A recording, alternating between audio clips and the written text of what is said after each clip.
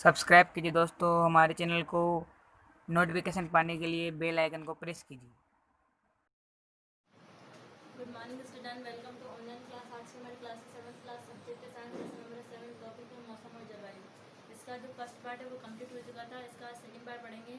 इसमें अपन प्रवास के बारे में पढ़ रहे थे। प्रवास में चलो हम देखते हैं कि कुछ प्रवासी पक्षी अपने आवास की चरम जलवायु परिस्थितियों से बचने के लिए 15,000 किमी तक की यात्रा करते हैं। कितने हजार तक की? 15,000 किमी तक की यात्रा करते हैं। सामान्यतया ये अधिक ऊंचाई पर उड़ान भरते हैं जहां वायु का प्रवाह उड़ान में सहायता देता है।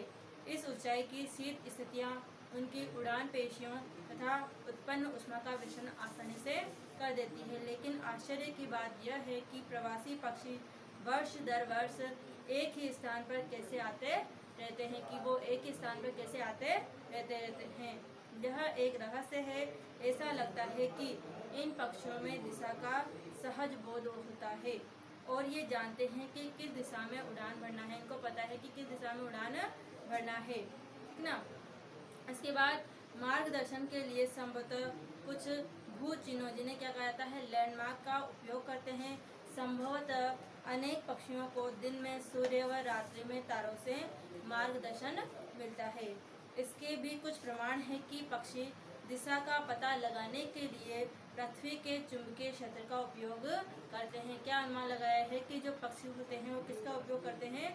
चुंबकीय क्षेत्र का उपयोग करते हैं। इसके बाद केवल पक्षी ही ऐसे जंतु नहीं है जो प्रवास करते हैं, कि केवल पक्षी ऐसे जंतु नहीं है जो प्रवास करते हैं।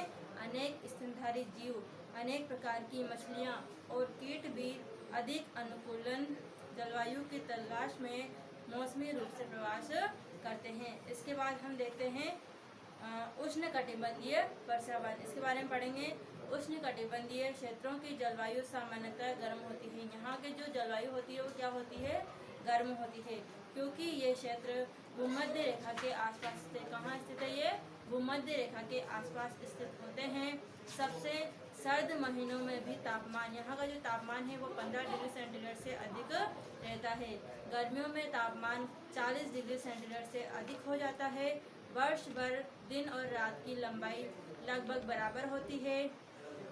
इन क्षेत्रों में प्रचुर मात्रा में वर्षा होती है। इन क्षेत्रों जो होते हैं वहाँ पर वर्षा जो होती है वो प्रचुर मात्रा में होती है।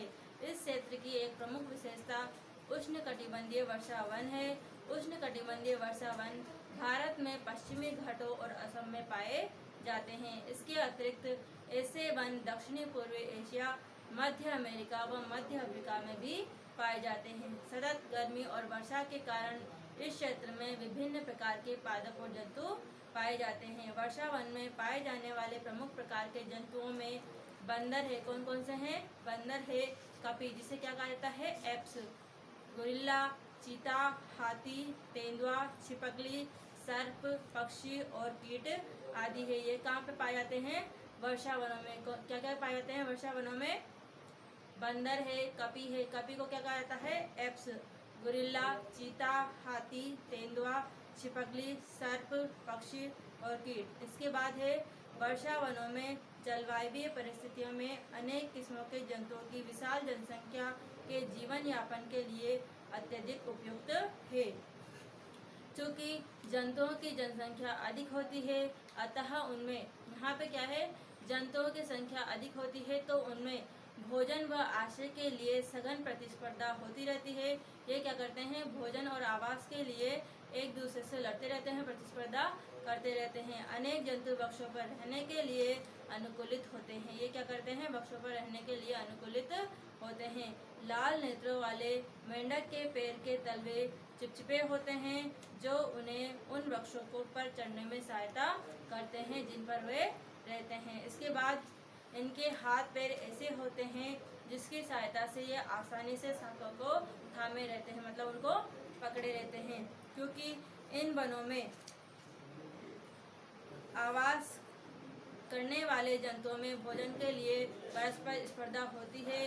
कुछ जंतु भोजन को प्राप्त करने के लिए अनुकूलित होते हैं जहां अन्य जंतु आसानी से नहीं पहुंच सकते हैं। उदाहरण के लिए टूकन नामक पक्षी की लंबी बड़ी चोंच होती है। टोकर नामक जो पक्षी होता है उसकी जो चोंच होती है वो क्या होती है, बड़ी होती है और लंबी होती है, जिसकी सहायता से वे ऐसी शाखाओं में लगे होते हैं, लगे फलों तक पहुंच सकता है जो बहुत कमजोर होते हैं और उनका भार नहीं सह सकती है।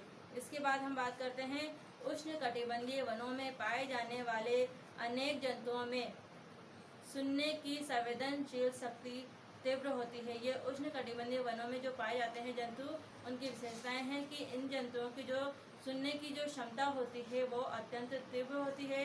इनकी जो दृष्टि होती है वो भी तीव्र होती है। मोटी त्वचा होती है। इनके ऐसे वर्ण रंग की त्वचा होती है जो उन्हें आसपास के क्षेत्र के साथ मिलकर के छद्मावरण करने में सहायक होती है और उनकी परभक्षियों से रक्षा करती है। उदाहरण के लिए बिलाव परिवार के जंतु कौन कौन से हैं?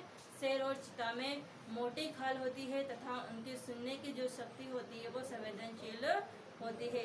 इसके बाद हम बात करें लॉयन टैंड लंगूर, जिसे क्या कहा जाता है, जिसे दाढ़ी वाला एब भी कहते हैं।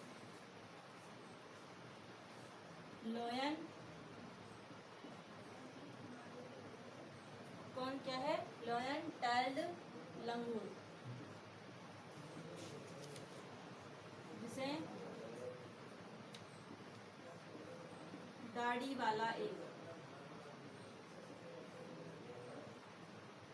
क्या कहा जाता है? इसे दाढ़ी वाला एब भी कहते हैं। पश्चिमी घाट के वर्षा वनों में पाया जाता है। इसकी सबसे प्रमुख विशेषता इसकी चांदी जैसी सफेद श्वेत अयाल है जो सिर के चारों ओर और गालों और चिबुक जिसे बोलते हैं थोड़ी तक रहती है। यह वृक्षों पर आसानी से चढ़ जाता है और अपने जीवन का अधिकांश समय वृक्षों पर व्यतीत करता है। यह मुख्यतः फल खाता है, बीज, कोमल पत्तियां, तने, पुष्प और कलियां भी खाता है।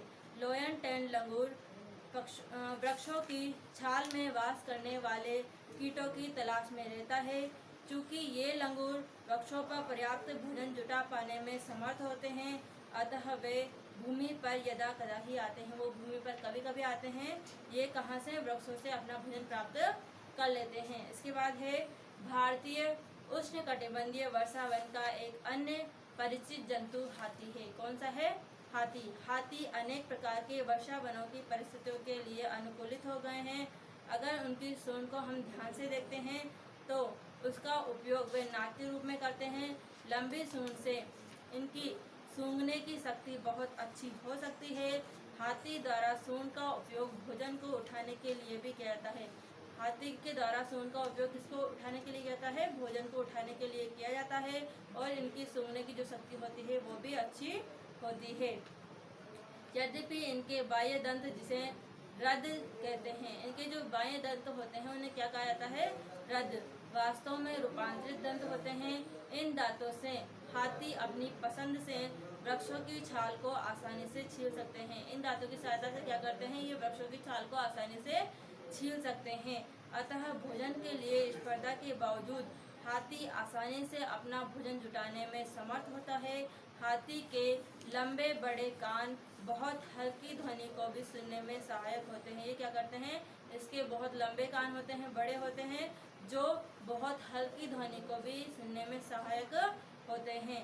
वर्षा वनों की गर्म और आर्द्र जलवायु में हाथी को ठंडा रखने में भी उनके कान सहायक होते हैं। वहाँ की वर्षा वनों की जो गर्म और आर्द्र जलवायु होती है उसमें भी उनके जो कान होते हैं उसको ठंडा रखने में सहायक होते हैं। इसके बाद जो है ये हमारा लेसन यहाँ पे कंप्लीट हो चुका है। आपको इसका होमवर्क करना है।